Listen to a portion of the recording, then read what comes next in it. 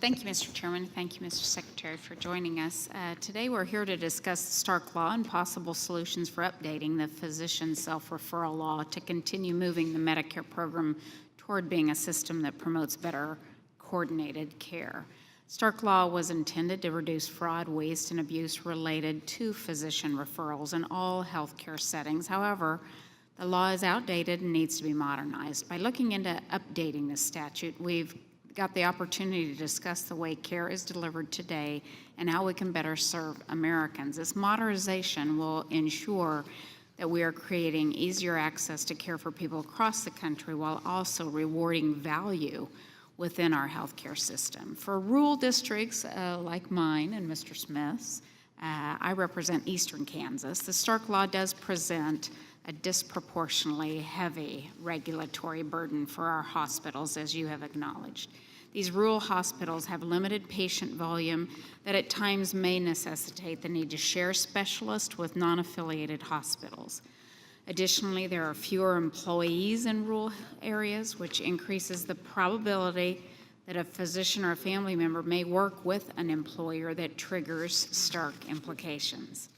In both of these examples, the risk of potential financial relationships that have Stark Law implications is high, generating significant additional legal effort needed to document and ensure compliance with the mandate.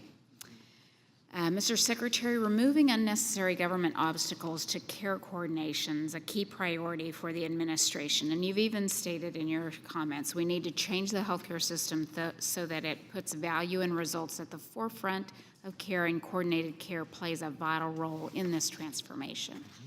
HHS is responsible for removing regulatory barriers to help providers deliver the best team-based care. Do you think these are all changes you can make administratively, or do you believe Congress may ultimately need to intervene in order for physicians to deliver value-based care?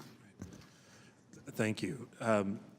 We are going to do what we can from an administrative point of view based on the stakeholder feedback that we get. So we're currently, through the RFI process, going to get as much feedback as we can from the stakeholder community on where we can go, where they think they have good ideas, and where they think we should go in terms of that. We're going to reflect on that with our experts at HHS and then come out with an administrative proposal to address the regulatory side that we can affect within the strictures of the law.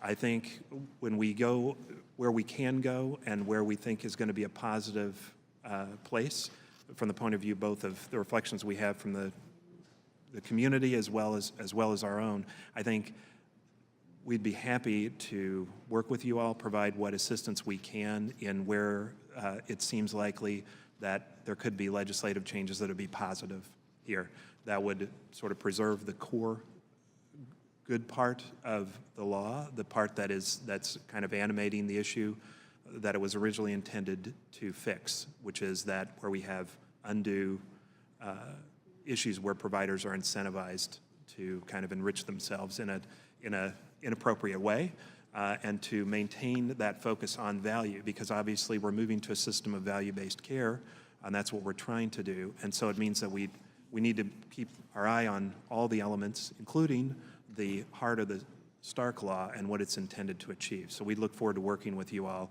as you make plans, if that's where you're going in terms of modernizing it from a statutory point of view. All right, we'll look forward to working with you. Thank you, Mr. Chairman. I yield back.